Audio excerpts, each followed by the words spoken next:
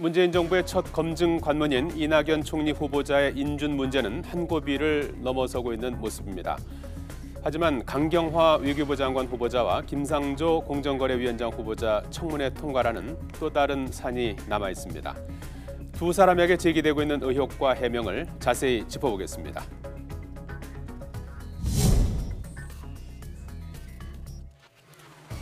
문재인 정부 인사의 아킬레스건으로 떠오른 위장 전입이 청문회를 앞두고 있는 두 후보자의 발목도 잡고 있습니다. 먼저 강경화 후보자, 청와대는 일찍이 강 후보자의 위장 전입에 대해 언급하면서 흠결이 있긴 하지만 능력을 인정해달라며 양해를 구했습니다. 위장 전입 사실이 확인됐습니다. 2000년 2학기에 이화여고에 전학했는데 이후 1년간 친척 집에 주소지를 두고 있었습니다. 자신의 모교인 이화여고에 딸을 보내기 위해 위장 전입한 사실을 자진 신고한 강 후보자. 하지만 위장 전입한 주소지는 친척집이 아닌 전 이화여고 교장이 마련해 준 곳으로 드러났고 거짓 해명까지 했다는 비판이 나왔습니다. 소유주가 누군지에 대해서는 전혀 알지 못했습니다. 청와대 쪽에서 물어보니까 혹시 아마 그게 친척집이었지 않아 이렇게 쉽게 대답을 한 모양인데 친척집은 전혀 아니었습니다. 김상조 후보자는 과거 두 차례 위장 전입을 한 바 있습니다. 이 문제와 관련해 김 후보자도 입을 열었습니다. 지난 1997년에는 교사인 부인이 지방으로 발령나서 아들을 친척집에서 학교 보내려고 주소를 옮겼고 지난 2004년에는 가족과 함께 해외 연수 떠나면서 우편물 수령을 위해 주소를 옮긴 것이라고 밝혔습니다.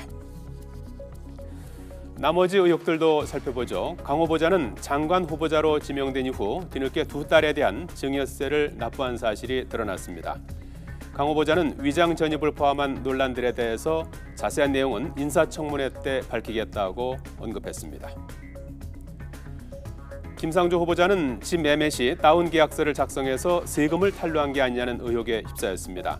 하지만 당시엔 이것이 위법이 아니었고 광범위한 관행이었다는 반론이 나왔습니다. 아들 군복무 특혜 의혹과 부인이 무허가 학원을 운영했다는 의혹도 받고 있죠. 이에 대해서 김 후보자는 아들의 보직 변경은 자격을 갖춰 이뤄졌고 부인은 원장 직함만 있었을 뿐이라고 해명했습니다.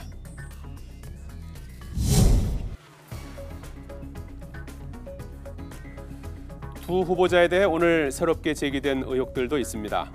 김상조 후보자가 지난 2010년 재직 중이던 한성대 연구관에 실수로 불을 내서 수백만 원 상당의 피해를 발생시킨 의혹이 있다는 주장입니다. 실화를 일으켰다는 의혹까지 있습니다.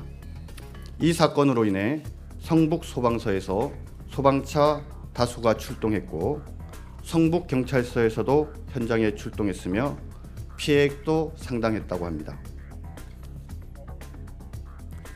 강 후보자는 딸이 세운 주류 수입 회사에 유엔에서 같이 근무한 부하 직원이 초기 투자금 대부분을 대줬고 실제 수입 실적이 없어서 페이퍼 컴퍼니라는 의혹이 새롭게 제기됐습니다. 강 후보자는 이에 대해 딸과 부하 직원이 친한 사이라 동업한 것이고 자신은 개입하지 않았다고 해명했습니다. 강경화, 김상조 두 후보자에 대한 의혹들이 연이어 불거져 나오는 상황이어서 추가 해명이 필요한 상황입니다. 정치권 내에서는 두 사람의 청문회 검증 문턱이 녹록하지 않을 것이라는 관측도 나옵니다. 물론 이제 보고서 채택이 안 된다 할지라도 대통령이 임명할 수 있습니다. 현재 출발하는 개혁 정부의 입장을 봤을 때 보고서 채택이 안 됐는데 대통령이 임명한다. 그건 상당히 좀 부담스러울 수밖에 없겠죠. 하여튼 또 후보자들의 해명이 적극적이라든가 국민에게 설득력이 없을 때는 청와대에서도 좀 여러 가지 생각을 해야 되지 않냐. 그래서 좀 개인적으로 봅니다. 아직 두 후보자에 대한 청문회 일정은 잡히지 않았습니다. 인사청문회 시작도 전에 제기되는 의혹들로 논란이 커지고 있는 두 사람. 무사히 청문회의 문턱을 넘게 될까요?